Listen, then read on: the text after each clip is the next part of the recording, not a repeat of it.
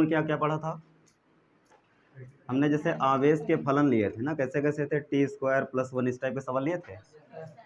तो इसमें अगर देखा जाए तो क्या आवेश फिक्स है कि बढ़ रहा है? भाई टाइम का स्क्वायर चल रहा है और संख्या एक जुड़ रही है, तो समय का मान अगर हम 0 ले लें, 1 ले लें, 2 ले लें, 3, अगर ये मान इसमें हम रखते चले जाएं तो क्यू के मान एक ही आएगा कि अलग अलग आएंगे? अलग अलग आएंगे, ठीक। तो आवेश बढ़ रहा है ना, तो ये जो समीकरणें लिखी हैं वो कैसी हैं? परिवर्ती आवेश की। ऐसे अगर करंट की मान लो समीकरण हम ले लें 2t² + 3t, अब समय के मान अगर इसी टाइप के आप रखते चले जाओगे तो धारा का मान बढ़ता चला जाएगा। तो अगर आपसे कोई पूछे कि ये समीकरण कैसी है धारा की, तो क्या बताओगे? ये परिवर्ती धारा है डीसी, लेकिन कैसी धारा है? ये परिवर्ती धारा, ये नियत धारा नहीं है। तो इसके लिए हमेशा तात्क्षणिक में ही बात करी जाती है, ठीक। जैसे अगर आपको आवेश इसमें निकालना पड़ जाए इस क्वेश्चन में, तो dq = I × dt लिखोगे। अब अगर ये वाला फलन आप यहाँ लिखोगे तो धारा परिवर्ती तो आवेश भी परिवर्ती होगा, है ना। तो दोनों पक्षों का आप समाकलन कर लीजिए, क्योंकि हमसे हो सकता है सवाल नियत करंट पर भी पूछा जाए।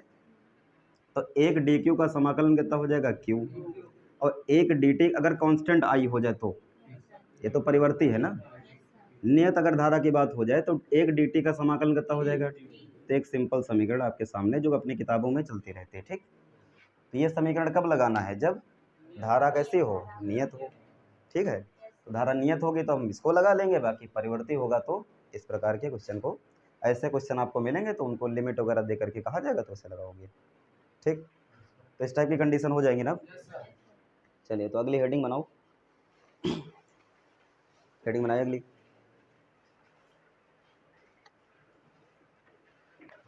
Gas model of electron.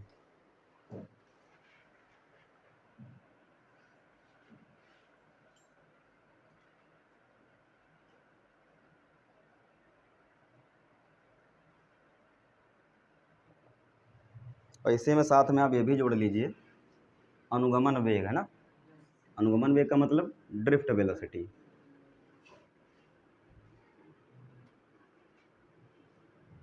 ठीक, दोनों बातों को एक साथ समझ लेते हैं, ठीक है।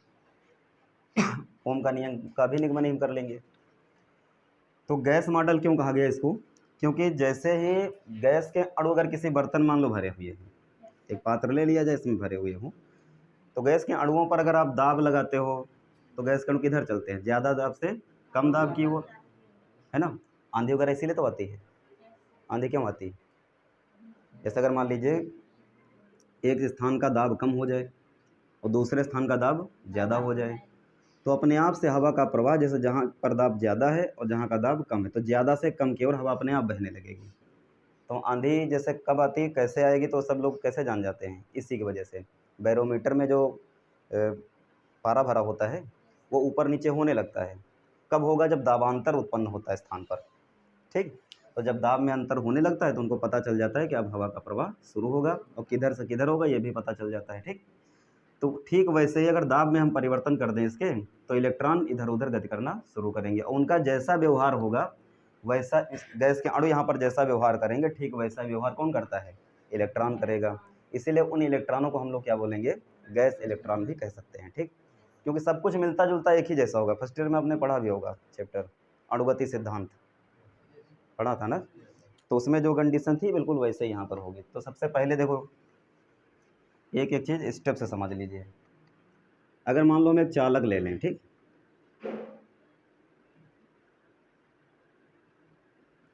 अब इस चालक पर सबसे पहले विद्युत क्षेत्र में क्या पढ़ा था? अगर इस पर बाहर से हम विद्युत क्षेत्र लगाते हैं तो इसके अंदर चालक है तो इलेक्ट्रॉन मुक्त वाले तमाम होंगे, और फ्री इलेक्ट्रॉन अगर होंगे तो जो इलेक्ट्रॉन माइनस का अगर आवेश होता है तो विद्युत क्षेत्र आप अगर इधर लगाओगे तो इस पर जो बल लगेगा वो हमेशा अपोजिट डायरेक्शन में लगेगा, विपरीत दिशा में।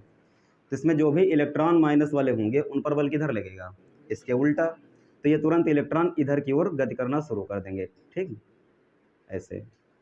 और जो प्लस वाले होंगे उनको छोड़ देंगे इधर, इलेक्ट्रॉन केवल उधर जाएंगे। क्यों? क्योंकि प्लस पर अगर प्लस आवेश है, अब इधर की ओर विद्युत क्षेत्र लगाओ तो बल भी इधर ही लग जाएगा, तो वो वाले किधर इकट्ठा हो जाएंगे? इधर। मतलब कहने का ये है कि भाग के वो नहीं जाएंगे, गति कौन करेगा? इलेक्ट्रॉन हटेंगे यहाँ से। तो इस साइड में कौन से उत्पन्न हो गए? हाँ पॉजिटिव चार्ज, इन्हें हम बोलेंगे प्रेरित आवेश बोलेंगे। क्या बोला जाएगा? प्रेरित आवेश कहेंगे। ठीक, ये विद्युत क्षेत्र की वजह से अलग हुए हैं, और जैसे ये अलग होंगे तो अंदर एक और विद्युत क्षेत्र बनेगा, जिसे हम लोग क्या बोलते हैं? आंतरिक विद्युत क्षेत्र। इसे क्या बोलेंगे? तो ई इंड्यूस्ड बोल दो, आंतरिक विद्युत क्षेत्र, और ये बाह्य विद्युत क्षेत्र। अब देखो बात ये है, इसके अंदर चाहे जितने इलेक्ट्रॉन भरे हों, बाह्य विद्युत क्षेत्र अगर आप लगाओगे तो अंदर जितना विद्युत क्षेत्र बनेगा वो अपने आप से इसके बराबर ही बनेगा, अगर बाहर से आप कुछ एक्स्ट्रा कुछ नहीं लगा रहे हो तो। ठीक, तो किसी भी चालक पर अगर आप बाहर से विद्युत क्षेत्र लगाते हो तो उसमें अंदर विद्युत क्षेत्र बन जाएगा, और वो हमेशा इसके बराबर बनता है। ठीक, अब जब बराबर हुआ तो कंडीशन क्या आई देखो, ए एक्सटर्नल बराबर क्या होगा? ए इंड्यूस्ड, दोनों परिमाण में बराबर हो जाएंगे। ठीक, वेक्टर अगर लगा हुआ है तो चिन्ह माइनस का ले लेना। तो अंदर पूछा जाए नेट विद्युत क्षेत्र कितना बना, कितना हो जाएगा? 0। भाई इसमें से इसको घटाओगे तो नेट कितना आ जाएगा? तो इसके अंदर कुल विद्युत क्षेत्र कैसा हो जाएगा? 0 हो जाएगा। ठीक, अब जब कुल विद्युत क्षेत्र 0 हो गया और इलेक्ट्रॉन इकट्ठा, इधर उधर इलेक्ट्रॉन इकट्ठा हो गए। अब बताइए, जब विद्युत क्षेत्र अंदर खत्म हो गया है, इलेक्ट्रॉन इधर उधर इकट्ठा हो चुके हैं, अब इसके अंदर क्या कोई विद्युत क्षेत्र बचा? विद्युत क्षेत्र 0 हो चुका। विद्युत क्षेत्र 0 होने के बाद क्या अब इलेक्ट्रॉन इसमें गति करेंगे? सोच के बताओ। अगर चालक है, हमने बाहर से विद्युत क्षेत्र लगाया, और चालक की खास बात होती है कि अंदर उतना ही विद्युत क्षेत्र बनाता है जितना बाहर लगाते हैं, और अगर ये दोनों बराबर हो जाएंगे तो नेट इलेक्ट्रिक फील्ड कितनी हो जाएगी? 0। और नेट अगर विद्युत क्षेत्र अंदर 0 हो जाएगा तो क्या अब अंदर इलेक्ट्रॉन गति करेगा? करेगा नहीं करेगा? करेगा भी। क्यों करेगा? ताप की वजह से। ठीक है भाई, जब इलेक्ट्रॉन इधर उधर ट्रांसफर हुए, मान लो अंदर का ताप हम मान लेते हैं चलो 25 डिग्री सेल्सियस, तो बाहर का तो कुछ अलग होगा ही। तो अगर अंदर घट गया तो बाहर तो मान लो 27 डिग्री से रूम टेम्परेचर ले लिया, तो ताप में अंतर है या नहीं है? और ताप में अगर अंतर होगा तो Q बराबर MS डेल्टा T, ताप बढ़ गया तो ऊष्मा जनरेट हुई, ऊष्मा ऊर्जा बनी। तो ऊष्मीय ऊर्जा के कारण यहाँ पर जो इलेक्ट्रॉन होंगे वो अभी भी गति करेंगे, और ऊष्मीय ऊर्जा के कारण जब अंदर इलेक्ट्रॉन गति करेगा तो उस इलेक्ट्रॉन को हम क्या कहेंगे? ऊष्मीय इलेक्ट्रॉन। उसके वेग को क्या कहेंगे? ऊष्मीय वेग कह सकते हैं। ठीक, अंदर जब इलेक्ट्रॉन गति करेगा तो उसे हम क्या बोलेंगे? हाँ, ऊष्मीय वेग। ठीक, और ऊष्मीय वेग जो होगा कितना होगा वो तो अलग बात है, लेकिन जिस चाल से चलेगा उसे हम अभी ऊष्मीय चाल लिख लेते हैं। ठीक, और ये कितनी मानी गई है? 10⁵ मीटर पर सेकंड मानी गई। ठीक, इलेक्ट्रॉन के अंदर चाल कितनी होती है? 10⁵ मीटर पर सेकंड, इतनी चाल से अंदर इलेक्ट्रॉन गति करेंगे। ठीक, लेकिन इनका गति होगी कैसे कैसी? ये किसकी वजह से बना है? ताप की वजह से। ठीक है, अब अगर गति हो रही किसकी वजह से हो रही है? ताप की वजह से हो रही। अब होगा क्या इसके अंदर? इतनी तेज अगर इलेक्ट्रॉन चलेगा तो फिर उसकी गति कैसे होगी? जैसे मान लो एक इलेक्ट्रॉन यहाँ था इसके अंदर, अगर वो मान लो इधर गया, कितने से? U1 से। दूसरा इलेक्ट्रॉन मान लो यहाँ है तो ये गया मान लो इधर को, कितने से? तीसरा इलेक्ट्रॉन यहाँ ऐसे गया, चौथा इलेक्ट्रॉन था वो मान लो ऐसे गया।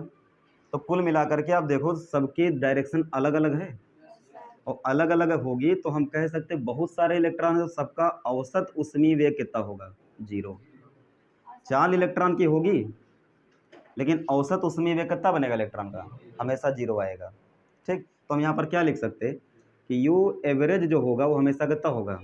इसका लिखने का मतलब देखो ये होगा U1 plus U2 plus U3 कहाँ तक? UN तक, अपान कितना, और ये बराबर कितना होना चाहिए? 0। ठीक, ये हमेशा रहेगा। तो इनका जो औसत ऊष्मीय वेग जो होगा कितना होगा? 0, लेकिन ऊष्मीय चाल जो होगी कितनी होगी? 10⁵ मीटर पर सेकंड। यही चाल किसकी होती है? गैस के अणुओं की। गैस के अणुओं की ऊष्मीय चाल कितनी बनती है? 10⁵ मीटर पर सेकंड। इसी प्रकार से होगी। तो वैसे व्यवहार कौन करता है? इलेक्ट्रॉन। इसीलिए हम इन इलेक्ट्रॉनों को क्या कहेंगे? गैस इलेक्ट्रॉन भी कहा जाता है। ठीक, तो जितने भी धातुएं होते हैं उन सब में क्या होते हैं? गैस इलेक्ट्रॉन होते हैं। और ये इलेक्ट्रॉन, ये डायरेक्शन बदल क्यों रही है भाई? जैसे इलेक्ट्रॉन निकला यहाँ से, इधर समझिए, मान लो यहाँ पर एक इलेक्ट्रॉन था। ठीक, तो जब ये विद्युत क्षेत्र ऊष्मा की वजह से भगा तो आगे कहीं ना कहीं तो प्लस वाला तो बैठे होगा, तो इससे टकराया, और जब इससे टकराया तो डायरेक्शन चेंज हो गई, तो अब इसकी दिशा बदल गई। फिर इससे दिशा बदली तो फिर कोई और दिशा में गया। तो कुल मिला के होता क्या है कि जैसे अगर इलेक्ट्रॉन भागना किधर, इसको इधर भागना है, तो विद्युत क्षेत्र गया तो ऐसे गया, ऐसे गया, ऐसे गया, घूम घाम करके वहीं पर आ जाते हैं। ये मानना है चीज़। अगर औसत ऊष्मीय वेग 0 है तो हम कह सकते हैं इलेक्ट्रॉन जो गया था ऐसे गया, फिर इधर गया, फिर इधर गया, इधर से इधर आया, कुल मिला के कहाँ गया, अपने पुराने स्थान पर। जब तक ये विस्थापन बीच में नहीं दिखाएगा तब तक कुछ भी कहानी आगे बढ़ने वाली नहीं है इसमें। ठीक है, तो ये चीज़ें जो हमने पढ़ी थी कि हाँ विद्युत क्षेत्र लगाएंगे, अंदर विद्युत क्षेत्र बनेगा, ये बढ़ता रहेगा, बढ़ते बढ़ते एक दूसरे के बराबर हो जाएंगे, बराबर होंगे तो अंदर कुल विद्युत क्षेत्र 0 हो जाएगा, और कुल विद्युत क्षेत्र अगर 0 हो जाएगा तो इसमें इसके अंदर हम कोई भी विद्युत बल रेखा नहीं बना सकते। लेकिन अब इस थ्योरी को हम कहाँ जोड़ रहे हैं, इलेक्ट्रॉन के मॉडल से। तो इलेक्ट्रॉन के मॉडल से जब जोड़ेंगे तो हम इसमें कुछ और भी चीज़ें बढ़ेंगे डीपली जा करके। तो अब जब आवेश एक दूसरे तरफ इकट्ठा हो गया, इकट्ठा होने के बाद हम समझ गए कि अंदर विद्युत क्षेत्र नहीं है, फिर भी इसके अंदर इलेक्ट्रॉन ऊष्मीय चाल से गति करेंगे। ये चाल घटकर के 10⁻⁴ के आसपास आ जाए तब इलेक्ट्रॉन धारा का प्रवाह करना शुरू करेगा। हाँ, ये भी हो सकता है जैसे मान लो इलेक्ट्रॉन जब इधर उधर घूम रहे थे तो थोड़ी बहुत करंट प्रवाहित कर रहे हूँ, लेकिन कुल मिलाकर के सब कुछ 0 हो रहा है तो धारा भी कितनी होगी, मान सकते हैं ना 0, इसलिए धारा अंदर प्रवाहित नहीं होगी। ये बात सब लोग समझ गए? लिखवा दिया जिसको? चलिए फिर नोट कर लीजिए। बराबर हो ही नहीं सकते, नहीं होंगे तो इलेक्ट्रोस्टैटिक्स में चलेंगे फिर। ठीक है, नोट कर लीजिए। नोट कर लिया? हाँ, क्या पूछा? अरे तो जो यहाँ पर एक गति हो रही थी, ये वाली गति, अब पहली बात ऊष्मा की वजह से ऊर्जा मिली, तो ऊर्जा की वजह से इलेक्ट्रॉन भगा यहाँ से। तो जब भागेगा तो जैसे मान लो आगे प्लस आयन मौजूद है, इधर माइनस वाला है, तो ये प्लस वाले को खींचेगा ना अंदर, तभी तो इसकी तरफ मुड़ा ये। और फिर आगे आगे एक और मान लो प्लस वाला बैठा है तो फिर इसकी तरफ मुड़ गया। तो डायरेक्शन बार बार जो वेग की चेंज हो रही है ये किसकी वजह से हो रही है, इन्हीं की वजह से तो बार बार बदल रही है। ठीक, तो इसके अंदर अगर आपसे कोई पूछे कि औसत ऊष्मीय वेग कितना है इलेक्ट्रॉन का, तो क्या बताओगे? 0। लेकिन औसत चाल कितनी होगी? 10⁵ मीटर पर सेकंड। याद रखना है बातें, चाल कितनी होगी? 10⁵ मीटर। औसत वेग कितना होगा? हमेशा कितना होगा? 0। अब हम क्या करें, देखो इसमें बैटरी जोड़ते हैं आगे।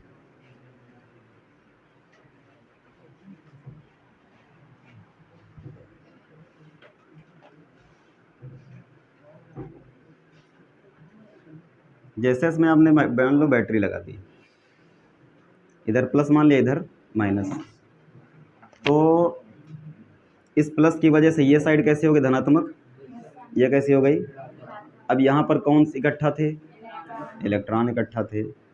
यहाँ पर कौन से थे? प्लस माने पॉजिट्रॉन मान लो। चलो, तो इन इलेक्ट्रॉनों के लिए अब यहाँ पर प्लस टर्मिनल बना, प्लस टर्मिनल के आने से प्लस से माइनस एक और विद्युत क्षेत्र बना, प्लस से माइनस एक बना विद्युत क्षेत्र। इसको बाहर बनाते हैं। इस विद्युत क्षेत्र के आते ही अब अंदर की कहानी बदल जाएगी। अंदर पहले विद्युत क्षेत्र कितना था? 0। इसके आने से अब विद्युत क्षेत्र अंदर 0 नहीं होगा। ठीक, और जब अंदर 0 नहीं होगा तो ये इलेक्ट्रॉन कहाँ भागेगा? प्लस की तरफ। भाई ये प्लस वाला क्या करेगा? इसको आकर्षित करेगा। तो बैटरी क्या करेगी? बैटरी इलेक्ट्रॉनों को ऊर्जा देगी। ठीक, ऊर्जा लेकर के इसमें ट्रांसफ़र होना शुरू कर देंगे।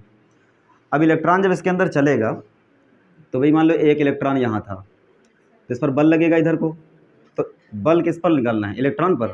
तो इलेक्ट्रॉन पर बल कितना होगा? तो F बराबर EQ, और एक इलेक्ट्रॉन की बात कर रहे हैं तो Q की जगह पर कितना कर लिया जाए? E केवल। तो फार्मूला कितना आ जाएगा? EE। इतना लिख सकते हैं। अगर सदिश रूप इसका लिखना चाहो तो क्या बनेगा? इतना बन जाएगा। अब बल अगर ये लगा है तो इलेक्ट्रॉन का त्वरण कितना आया? त्वरित भी तो हुआ इलेक्ट्रॉन, तो त्वरित अगर हो जाएगा तो A बराबर F/m, ये पढ़ा है ना न्यूटन के नियम से। तो F की जगह पर क्या लिख लिया जाए? EE/m लिख लें। लेकिन ये जो त्वरण यहाँ निकल के आया, ये त्वरण वो वाला नहीं है जो 11 में आप लोग पढ़ रहे थे। जैसे मान लो कोई गाड़ी चली 2 मीटर पर सेकंड, 4 मीटर पर सेकंड, 6 मीटर पर सेकंड, तो यहाँ पर स्पीड देखो बढ़ती जा रही है। तो यहाँ पर बढ़ती जा रही है तो त्वरण जो होगा वो कैसा बढ़ता जाएगा? चाल बढ़ती जा रही है ना, तो चाल बढ़ेगी तो त्वरण बढ़ेगा। ये त्वरित हो रही है यहाँ पर, लेकिन यहाँ पर इलेक्ट्रॉन त्वरित नहीं होगा, ठीक है। हाँ, ये जो ए त्वरण निकालो, ये वाला त्वरण नहीं है भाई। क्या इसके अंदर होगा क्या, देखो सुनो। अब जब बैटरी लग जाएगी तो इलेक्ट्रॉन जैसे चलेगा यहाँ से, प्लस से टकराया, आगे टकराएगा तो फिर, और फिर उसके बाद में फिर आगे टकराया किसी से, तो जब टकराएगा तो इसके दौरान चाल बढ़ेगी, इसकी ज़्यादा होगी, इसके दौरान चाल ज़्यादा होगी। लेकिन कुल मिलाकर के ये जो त्वरण आएगा बहुत हल्की से वृद्धि होगी। कैसे? जैसे मान लो यहाँ से चला, ऐसे गया, ऐसे गया, ऐसे गया, ऐसे गया, ऐसे, ये गति बहुत करेगा, ठीक है, गति बहुत ज़्यादा होगी, लेकिन डिस्प्लेसमेंट खाली ये अत्तई दिखाई पाएगा, नहीं समझ पाए। जैसे प्रसाद वगैरह जब बढ़ता है ना, वे हनुमान वो क्या था, बड़ा मंगल वगैरह होता है, जब प्रसाद बढ़ता है तो क्या होता है, धक्का मुक्की होते चल ज़्यादा जाते हो, लेकिन पता चला कि बढ़े कितना, इतना ही बढ़े। जब प्रसाद बढ़ता है ना मंदिर वगैरह भंडारा वाला, तो कितनी भीड़ लगती है, एक साथ तमाम भीड़ लगती है। और जब भीड़ लगती है तो उसमें क्या होता है, भगदड़ मची, हिल गुल रहे हैं सब तरफ, इधर भी हिल रहे हैं, उधर भी हिल रहे हैं, चल ज़्यादा रहे, लेकिन पता चला बढ़े कितना है।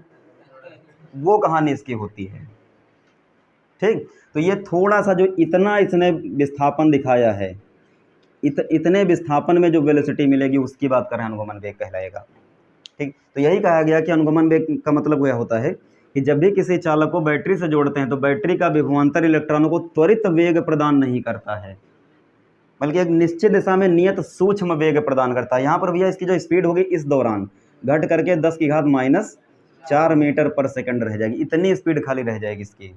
और थी पहले कितनी, हाँ इतनी थी, तो इससे घट करके इतनी रह जाएगी, ठीक। लेकिन जितने इलेक्ट्रॉन होंगे सब एक ही डायरेक्शन में विस्थापन दिखाएंगे। मैं इनको जाना किधर है, इधर की ओर, तो विस्थापन भी तो इधर ही दिखाएंगे। वो अलग बात है कि आपस में टक्कर होगी, टकराते टकराते टकराते डायरेक्शन बार बार चेंज होते रहेगी, लेकिन ये उसी डायरेक्शन, बैटरी लगी है तो उसी दिशा में जाकर के हल्का सा विस्थापित होकर रुकेंगे। इसके दौरान जो त्वरण आएगा वो ये बात हो रही है, ठीक। वो गाड़ी वाला त्वरण नहीं, वरना तो ये बढ़ जाता ना यहाँ पर, समझ गए।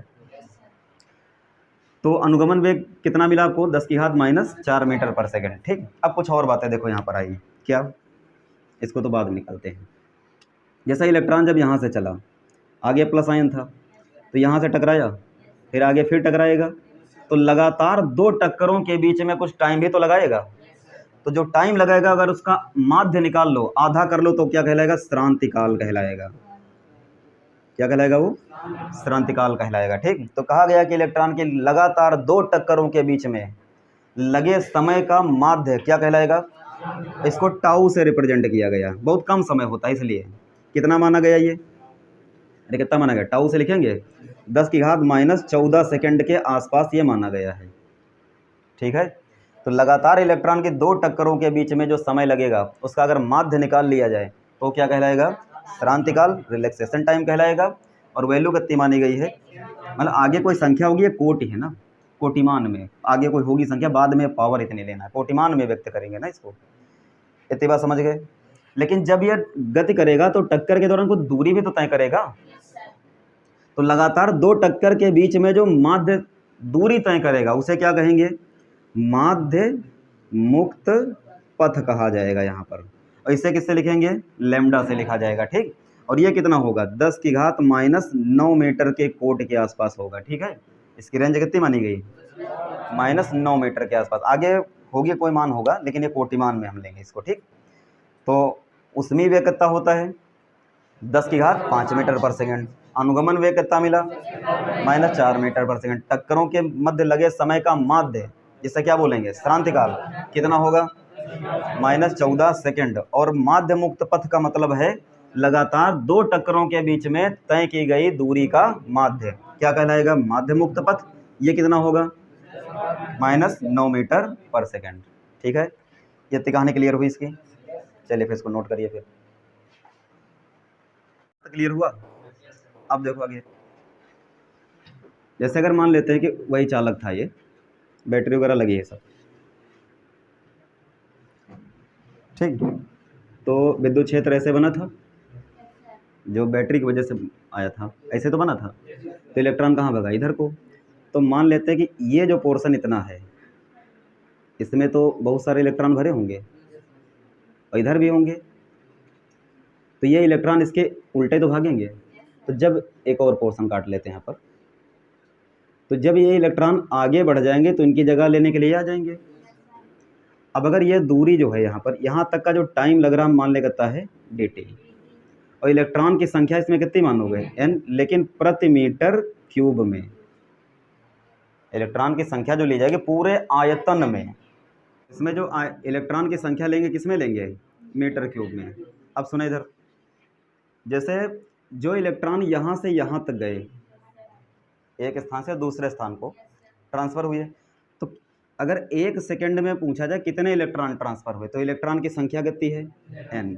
अब यहाँ मीटर क्यूब हटाना है, तो क्षेत्रफल कितना बना इसका a मान लें, आवेश कितना इलेक्ट्रॉन पर e, और ये विस्थापन अगर हम x मान लें तो विस्थापन हो गया x, अगर अपान t है तब तो ये चला, कितना टाइम लिया गया, तो विस्थापन बटा समय क्या कहलाया भाई। अगर मान लीजिए वेग बराबर क्या बनेगा, विस्थापन अपान टाइम, और टाइम को अगर 1 सेकंड कर दे तो विस्थापन किसके बराबर, तो वही 1 सेकंड में बात हुई तो विस्थापन किसके बराबर, वेग के बराबर हो गया, अनुगमन वेग।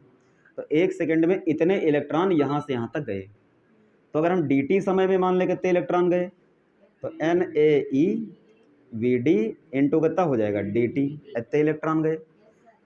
और समय के साथ अगर इलेक्ट्रॉन गया तो इसको हम आवेश भी तो कह सकते हैं, तो ये हमको मिल गया छोटा सा आवेश dq, यहाँ से यहाँ तक जाने वाले इलेक्ट्रॉनों का आवेश। और ये कितने के बराबर आ गया, NeA Vd इंटू dt, और dt को अगर हम बटे में ले आएँ तो dq बाई dt बराबर NeA Vd, और ये dq बाई dt क्या होता है I। तो एक हमको नया फार्मूला मिल गया यहाँ से, कौन सा, I बराबर NeA Vd। ये किसमें संबंध बना, विद्युत धारा और अनुगमन वेग में संबंध है, ठीक, क्योंकि इसकी भी आवश्यकता इस पूरे कॉन्सेप्ट में पड़ेगी। एक एक करके जो फार्मूले बन रहे हैं उनको सब कुछ ध्यान में रखना है, ठीक है।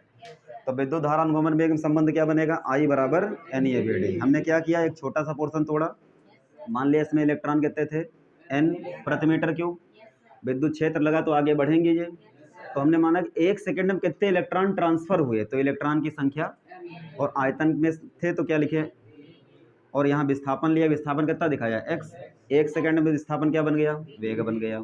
तो dt समय में यहाँ तक टाइम कितना माना है dt, तो dt टाइम में ट्रांसफ़र करते हुए, और एक समय के साथ अगर इलेक्ट्रॉन ट्रांसफ़र हुआ तो आवेश बन गया, तो इसको हम आवेश लिख सकते हैं। और dt कहाँ लाए, बटे में, इतना बना, तो dq बाई dt क्या कहलाया। बहुत मजा ले रहे हो तुम, तो सीधा बैठो, सही से बैठो, नाच देखा जाए। I बराबर NeA Vd, तो किसमें संबंध बना, विद्युत धारा और अनुगमन वेग में संबंध बना। इतना नोट करिए, क्रम से जोड़ते रहिए हर एक थ्योरी को, ठीक है।